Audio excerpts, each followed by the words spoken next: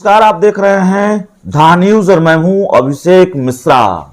JDU ने एक बार फिर कहा है कि बीजेपी ने पीठ में खंजर घोंपा है।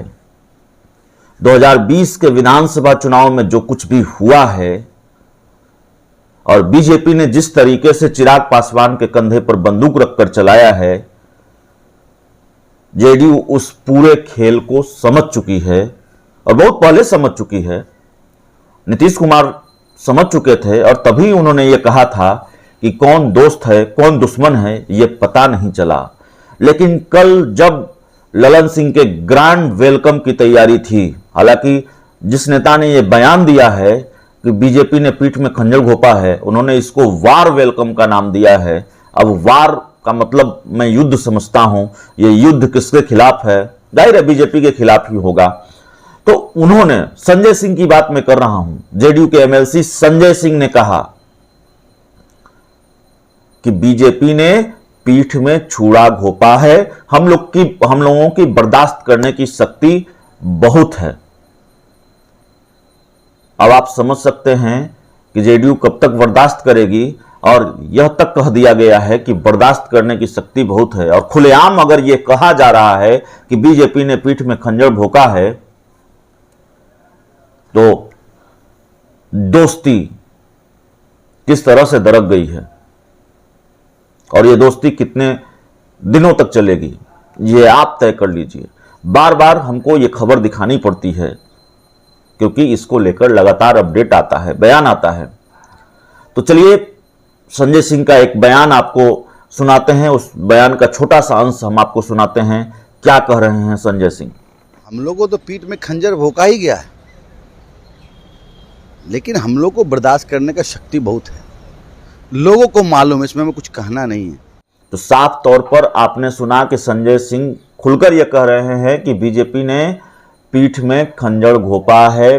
बीजेपी का नाम उन्होंने नहीं लिया है, लेकिन जो सवाल था उस सवाल का जवाब जो उन्होंने दिया है उसका मतलब ही साफ है कि बीजेपी की तरफ से इशारा था। और बीजेपी और जेडीयू के बीच का टकराव अब लगातार बढ़ता जाएगा, लगातार बढ़ेगा। दोनों दल एक दूसरे को कमजोर करने में लगे हुए हैं, दोनों एक दूसरे को काटने में लगे हुए हैं। कई खबरें हैं, कल ललन सिंह का जिस तरह से ग्रैंड वेलकम हुआ, आरसीपी सिंह भी आ रहे हैं। खबर यह है कि 16 अगस्त से वो बिहार में यात्रा शुरू कर सकते हैं। तो जेडीयू अपने संगठन को मजबूत करने के लिए, और जेडीयू के अंदर भी एक दूसरे को अपनी ताकत दिखाने का खेल चल रहा है। उस खबर पर हम बाद में बात करेंगे, अगले वीडियो में बात करेंगे। लेकिन बीजेपी को ताकत दिखानी है, बीजेपी से बदला लेना है, और उपेंद्र कुशवाहा तो खुलकर कह ही चुके हैं कि बीजेपी को मुंहतोड़ जवाब देना है। तो ये सारा खेल बिहार की राजनीति में चल रहा है। मध्यावधि चुनाव और बिहार के सत्ता के समीकरण बदलने की जो आहट है, उसके जो आसार हैं, राजनीति भी उसी आसार की तरफ बढ़ रही है, उस आसार को और मजबूत करती दिखाई दे रही है। नीतीश कुमार कतई ये बर्दाश्त करने को उनको मंजूर नहीं है, बर्दाश्त करने को तैयार नहीं है कि बीजेपी ने हमारी पीठ में खंजर घोंपा और बीजेपी के साथ हम अब रहें। अगले चुनाव में पता नहीं बीजेपी कोई और बड़ा खंजर घोंप दे, जेडीयू को यह भी अंदेशा है। तो जेडीयू अपनी तैयारी में लगी हुई है। संजय सिंह ने कल बहुत साफ कह दिया है कि बीजेपी ने पीठ में खंजर घोंपा है। हम लोगों की बर्दाश्त करने की जो क्षमता है उस हिसाब से बर्दाश्त कर रहे हैं। लेकिन सवाल यह है कि जेडीयू कब तक बर्दाश्त करेगी,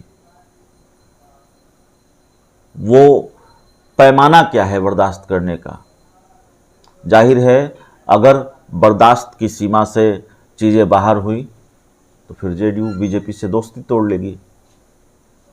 और बीजेपी तो बार बार कह ही रही है कि हम अपने दम पर, अकेले दम पर सरकार बना लेंगे 2025 में। तो मानकर चलिए कि जेडीयू को जब बर्दाश्त नहीं होगा तो दोस्ती तोड़ लेगी। जाहिर है संजय सिंह ने अपने बयान से बहुत संकेत दे दिए हैं। संजय सिंह नीतीश कुमार के करीबी नेताओं में से एक माने जाते हैं।